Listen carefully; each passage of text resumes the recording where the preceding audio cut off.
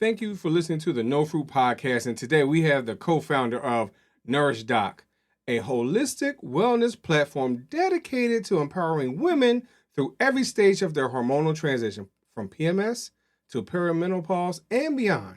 She has pioneered a culturally sensitive, accessible, and innovative self-care app designed to support women with evidence-based, integrative wellness solutions tailored to their unique needs. And I understand that I am a guy, and we're going to have this conversation. We're going to journey through this process together. I thank y'all very much for listening, and we'll be right back.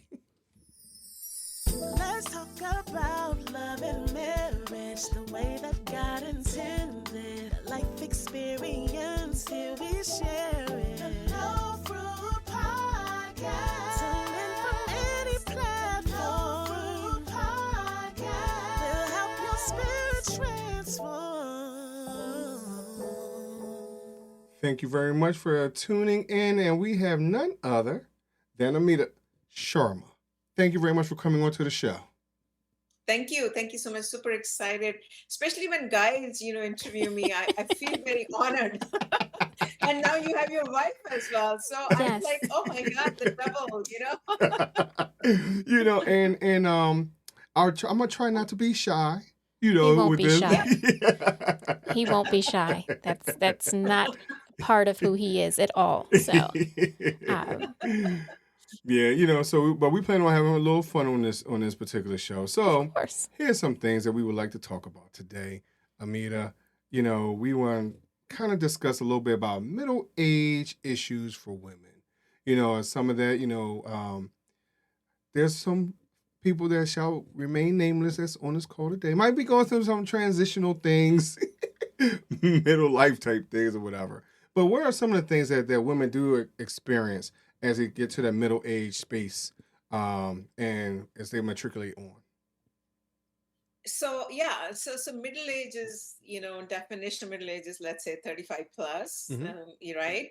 And what we call it as a beyond the reproductive years. So it could be 40 plus, something like that. And during that time, most of the women, majority of the women will start getting hormonal fluctuations, meaning that their body is now going to prepare them for the menopause, which happens in early 50s, like 51, 52. So that's why if you see, a lot of women have a lot of issues in today's day and age when they're getting married late, pregnancy, right? The conceiving, because of this is what the problem is, the hormonal fluctuations that are beginning to happen to women. So now along with the hormonal fluctuations comes almost 35 plus different symptoms that have been recorded that the average woman can feel, not all of them at one time, right, but different at different phase of this hormonal fluctuation. So this is a phase that has been overlooked all over the world, underfunded, under-researched, right? We barely pay attention. We pay attention to the pregnancy, the fertility part, then we're so obsessed with the baby. Oh my God, how cute the baby is. And we really forget about the mom a bit, right? And mom forgets herself too, about herself. That is a fact. So now these years are the transitional years of a woman's life or phase before she hits the menopause. And that's where the hormonal fluctuations is going to initiate so many symptoms, which I can, explain in a bit. And that's what starts happening to women in mid-age. Yes. Yeah. On the news this week, they talked a little bit about that. So I think, they're looking at it a little bit more and talking a little bit about some of those, like you said, 35 symptoms that women go through before menopause happens. And I think because we don't talk about it enough, people really don't understand what menopause is. And I think, just finding a way to educate ourselves better is what's needed right now, so that even someone who is 20 years old, is going to know what's going to happen and what to look for. So, talk to us a little bit. I know Maurice said, well, hey, what's going on with the middle-aged people? But just how do we educate ourselves so that we can educate one another? Yeah, absolutely. So I think the best way is for women to pay attention to to pay attention to her menstrual health, because that really is the first sign for a woman to understand if she's going to start entering perimenopause. The first sign is typically irregular periods. And the data is showing strangely that it's happening to women in their mid 30s more now. Percentage of women who are entering perimenopause is earlier now than it was a couple of decades back or three decades back. Wow. That is another shift that's happening. Yeah. And if you also look at the data, right, that younger girls, like even 8 years old, that entering into puberty or starting their menstrual cycles earlier than an average age of 13, which is typically that's what it used to be. So that entire shift is also happening to women, which women should be aware of. If someone is entering puberty earlier, the chances probably, I'm not a medical doctor, I'm just sharing with you what the experts have mentioned to me after interviewing 3,000 plus. But the almost 10 to 15% of the women are entering perimenopause earlier in the mid to late 30s. Yes. That's the data. Yeah. So I do have a question, because you had mentioned earlier about people getting into relationships a little bit later on, having babies a little bit later on. How does that really affect our mental health as well? Because of, people are doing things a little bit later, the people more worried about their careers and things like that. How does that all go together, with the hormones, the careers, and everything else? It's actually, you could be a mess. That's the answer. It's simple answer. You could be a complete mess. The reason is, because all of us, like, we women nowadays want to make sure our careers are set the way in our generation, the guy, it was a little bit different. You would still kind of put your career as a back burner, and then you let your partner or husband or spouse, take the lead. Right. But in today's day and age, it's not like that. We know that, it's like, okay, it's equal. You put your careers, and then I'm sure it adds a lot of stress, because if you want to have a family now, you're going to have a problem with the fertility issues, and also with the fact that you are an older mom now as opposed to a mom in your 20s. That also can add a lot of pressure, because as you start becoming a mom, at the same time you're also experiencing all these hormonal fluctuations. So you are trying to take care of a newborn baby, as an example, but you also have to pay attention to all the strange hormonal fluctuations, because you might be entering the perimenopause phase, right? So you can imagine if a woman is perimenopause and has young kids, it's completely different versus a woman who is in her 20s or early 30s having young kids, right? Because of the energy, the fatigue, all these now symptoms that are creeping up. You are going to have mental health issues, right? The anxiety, and the data talks about it. 50% of the women have mental health anxiety issues who are going through this phase. Now imagine having at the same time young baby or newborn, or even young kids, as an example. It is going to have an impact, right, on your relationships with your spouse or partner, on your career, because now you have young kids, on your health, personal, physical, mental, social, everything, because you yourself are going through that. If you are having all these issues, how can you take care of someone else properly, right? So it's a complete cultural shift that's happening, but we have to accept it, because that is the way the new norm is. We can't change that. Yeah. And that's interesting. It's one thing to look at ourselves and watch our own bodies and respond to that, but we're in relationships with other people, whether it's our family members, our spouse, our children, and even in the workplace. So as our bodies are going through this shift and these changes, how do we navigate that with our spouse? How do we navigate that with our children, whether they're little or maybe adults? And, how do we navigate those changes within our workplace? We still have to go to work, but we're having hot flashes, or we still have to go to work. And, one of my coworkers said, hey, I haven't had to deal with this for 10 months, and now poof, it came back on. And so now she's running around trying to find someone, who can help provide her with an emergency kit. So, how do you handle all those things?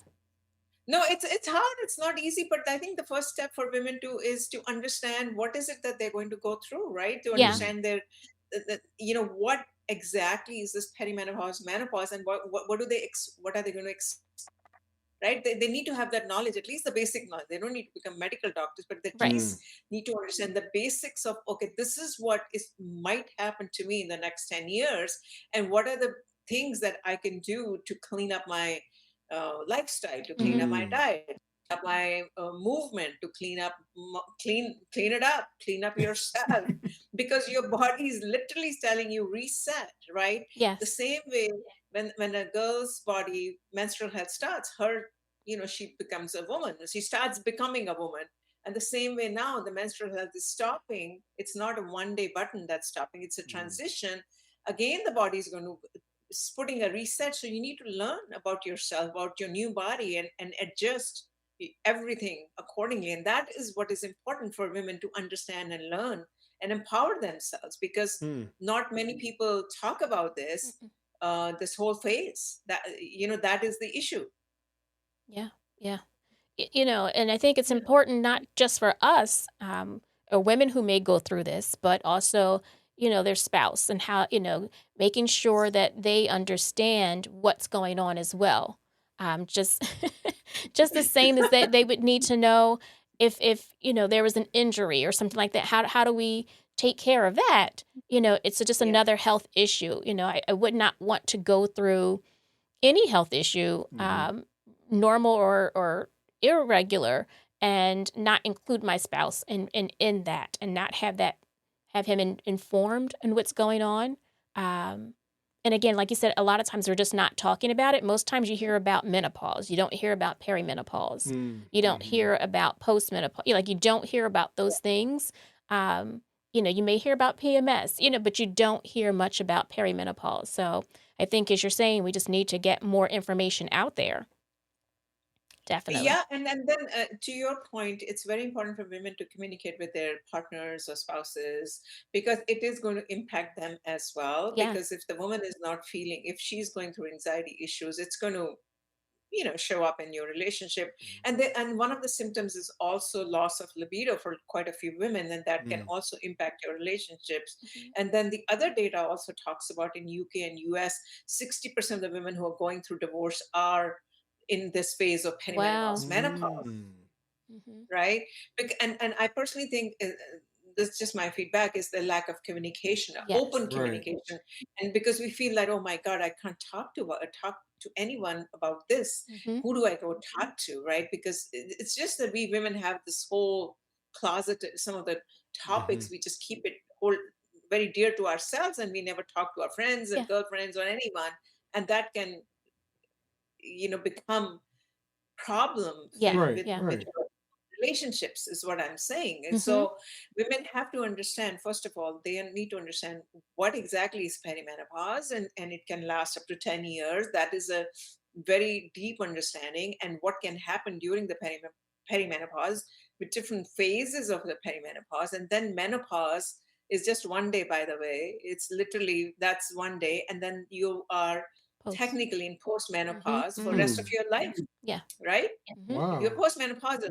And then for them, it's important to understand perimenopause, different type of symptoms, and postmenopause could be completely different type of symptoms, because now your hormones have pretty much not completely 100% depleted, but are very low in your body. Yeah. Right? Those two female sex hormones. Now you are more at the risk of chronic conditions and some of the other things. So it's, what I'm trying to say is very important for have a basic understanding of what each one of the phases are, how it impacts and what it impacts, and how it also can impact your relationships with your spouse, and so many things. And men also need to be aware. Excuse me, but I really feel, right? Yes, Men definitely. need to be aware, They have to be a right? support. They have to be supportive and be there. Because you said, again, it's not talked that much, and there's just a lot of information that's not out there. Yeah. So your significant other needs to be supportive, and understanding, and that's crucial. But Maurice, you had a question? I kind of did, Or comment? talking about communication, right? Yes. because like as you stated about, a lot of women are in this place of divorce, numbers are pretty high in that space. Yeah. And so communication is key. So how would you encourage a young lady who might be going through it to take off the iron cape, take off the bulletproof vest, whatever it is, and allow herself to be open enough to talk about something like this? Yes, it's personal, whatever it is, but sometimes we get caught up in everyday life that we don't want to open ourselves up to criticism Strangers. or whatever it is. So how would you encourage someone to open up? She should seek somewhere safe place where she feels safe, because that's what I think the problem is. Most of the women, they don't feel safe in talking about these kind of topics. I know from my personal experience that I personally didn't feel safe talking about at work, because I felt that they might judge me in a negative way, right? The fear of being judged, especially at workplace and even at home. You want to most of the women want to be super moms and have that kind of a persona that they want to exude at home, that, oh, I can do anything. So I think you need to take that bulletproof vest. You really need to take that mask out, Right. and at least be truthful to whatever is happening in your mind and body during that time, and have the courage to seek help. That's what I would say. They need, if they are not able to do self-care or taking care of themselves using self-care techniques, they need to seek help with the right type of expert, is what I would recommend. So, Whether it is, for example, hormonal balance, then seek at that, or if it's libido, then seek that. Don't just go generic, oh, I'll go to my doctor, physician, and then that will get fixed. Because I just want to say one thing is that this education is not also being imparted to doctors when they're going through the 15 years of education. That is another basic problem. Yeah. You have to go see a specialist. So with that in mind, there are so many different symptoms. And, we as women know of some of them. You see the commercials, so you know of some of them, but some of them, sometimes we think it's something else. We give ourselves those excuses that it could be something else. So we kind of really don't recognize those things as they're happening as symptoms. So could you just list a few of the symptoms, and maybe that'll help some of our listeners understand, like, maybe I should have a conversation with a specialist? Right. Yeah, so some of the common symptoms for most of the women are hot flashes. That's what the media advertisements are coming for: hot flashes, night sweats. As a result of that, you're going to have problems sleeping. And then in the morning, if you haven't had sleep, you are not focused, and you could have brain fog. You're not able to clearly think, right? And then with that, you could also have anxiety. Now, because of the anxiety, right, it's all interrelated. Because of the anxiety, you could also have gut health issues, and because of the gut health issues, you could also have bloating around your mid area, and maybe some kind of an estrogen dominance. So you start putting on weight. Now, as a result of that, you could also have your hair getting thin. The hair starts getting thin. If you see a lot of women, their hair becomes very thin and very, and the skin also, sometimes the looseness of the skin, the collagen can go down, right? Yes. So, and the loss of libido, I talked about that a little bit earlier. And then because of that, the pelvic health issues, the urinary incontinence can also happen, because sometimes the bladder cannot hold. You need to go to the bathroom, and it's just you can't hold your urine, unfortunately. That is a huge problem for a lot of women. And then also mood swings, suddenly, because of the hormonal fluctuations, the mood swings suddenly can become erratic. One time you're sad, the other time you're laughing, the other time you're crying without any explanation. Yes. Right. It happened to me. And then because of sometimes all the pent up feelings that we women tend to keep for years and years, we don't express them. Suddenly these hormonal fluctuations can also kind of spewing up whatever you feel like doing without thinking through it, right? So these are some of the symptoms that I just counted. I didn't count some whatever, but I just listed about 10 or 12 or 15 symptoms that are very, very common. Memory loss, short-term memory loss is another one. and bone mass starts going down. Mm-hmm. Very important to take care of your joint bone health.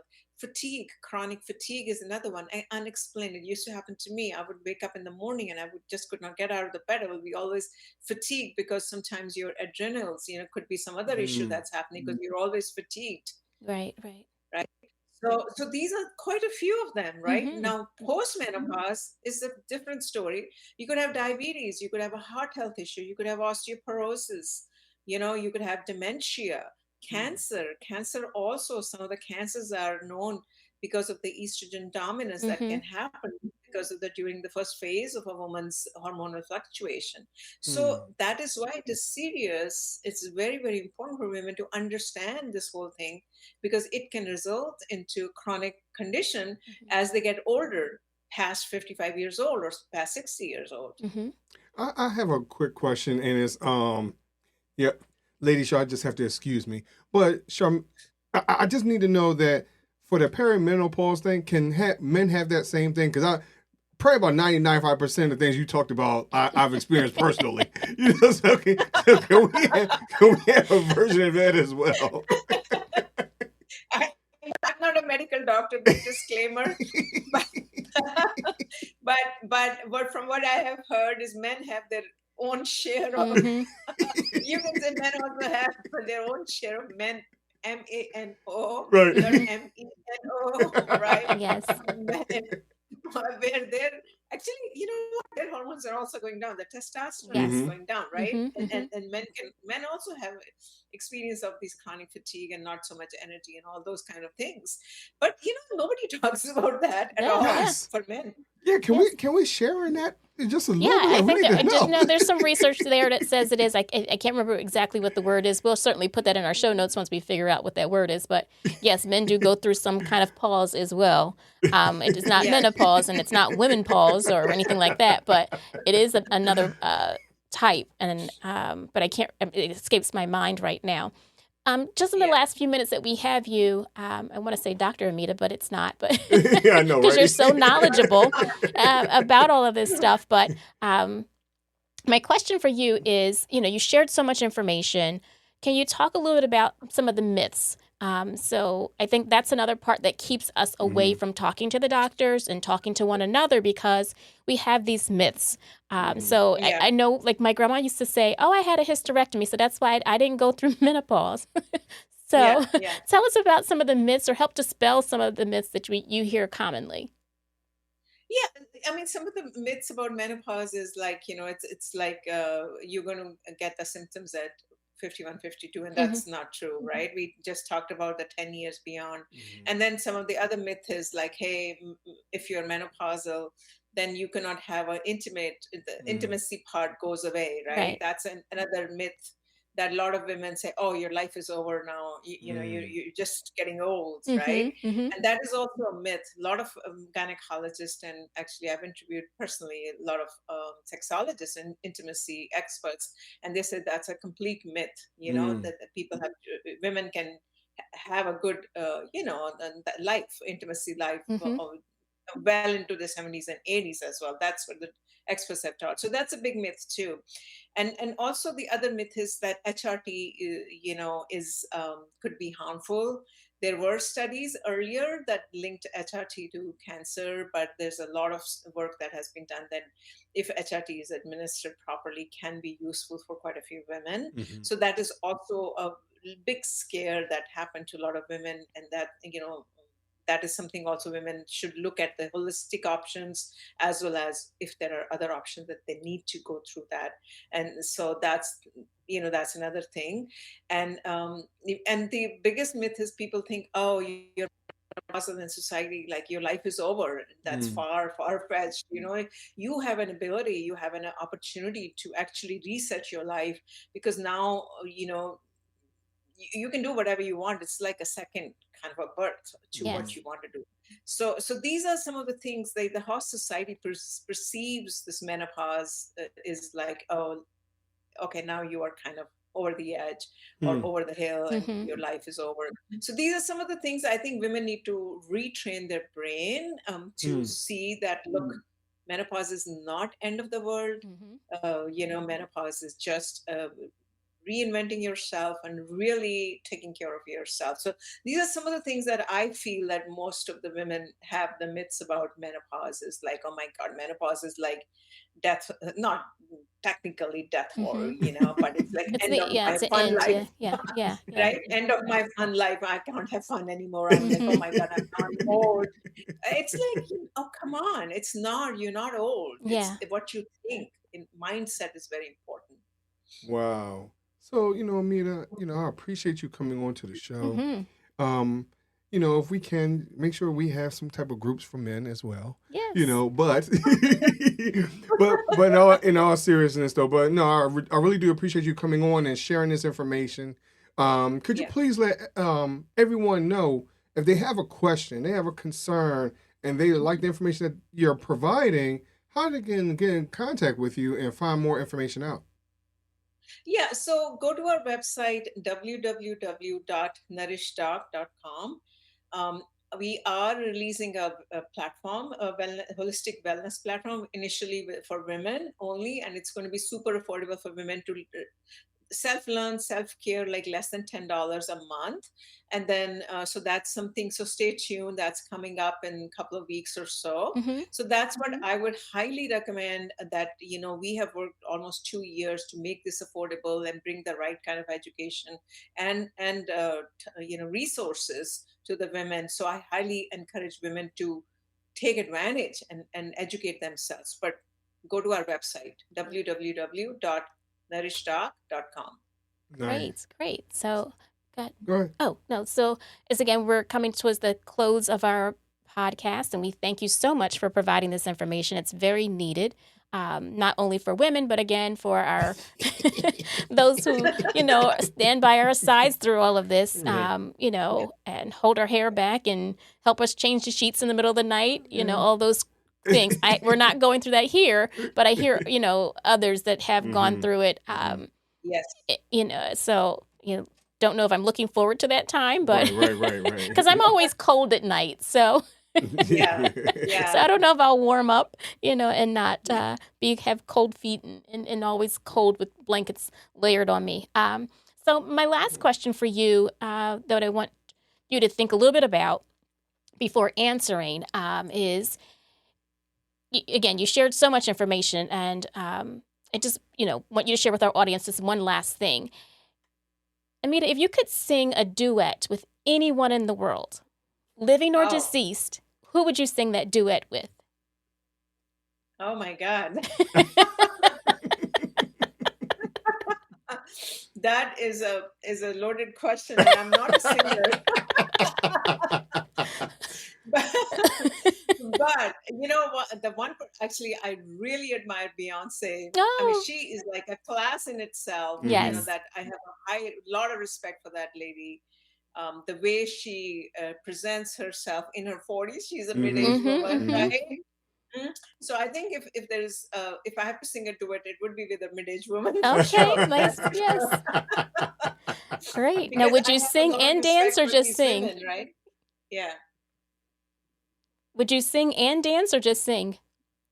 Oh, I'll have to get in better shape as Yes. a dancer, right? She'll teach you a dance move or two. Yeah, I'm sure she would teach Yeah. you some dance moves. Because I'm thinking of, and there are quite a few women, who are in mid-age and beyond, who are in the entertainment business, Mhm. and the singers, right? Dolly Parton, Yes. Cher. So many of them are really pushing the pushing the Yes. Right. envelope here, definitely beyond menopausal Mhm. age.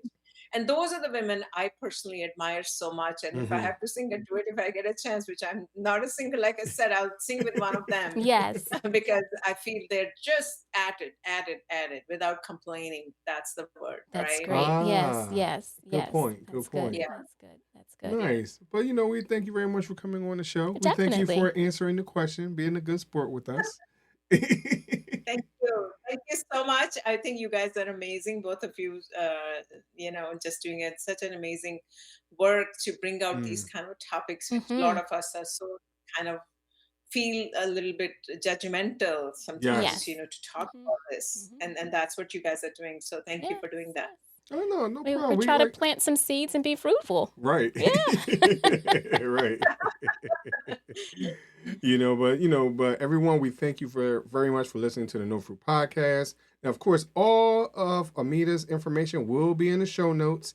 And if there's any updates coming up, of course, you can always come back for all the other new stuff she has coming out. So we thank you very much for listening, and we will talk to you just a little bit later. Thanks for tuning in to another episode of the No Fruit Podcast, where we bring you fruitful conversations, ripened wisdom, and love that's deeply rooted. We hope today's discussion left you feeling uplifted, encouraged, and ready to take on life's journey with purpose. If you enjoyed this episode, don't forget to subscribe, leave us a review, and share it with someone who could use a little inspiration in their day. You can catch up on past episodes, send us your thoughts, or learn more about us on social media. Until next time, stay rooted in love, and remember, every seed you plant today shapes the fruit of tomorrow. Take care, and we'll see you next time.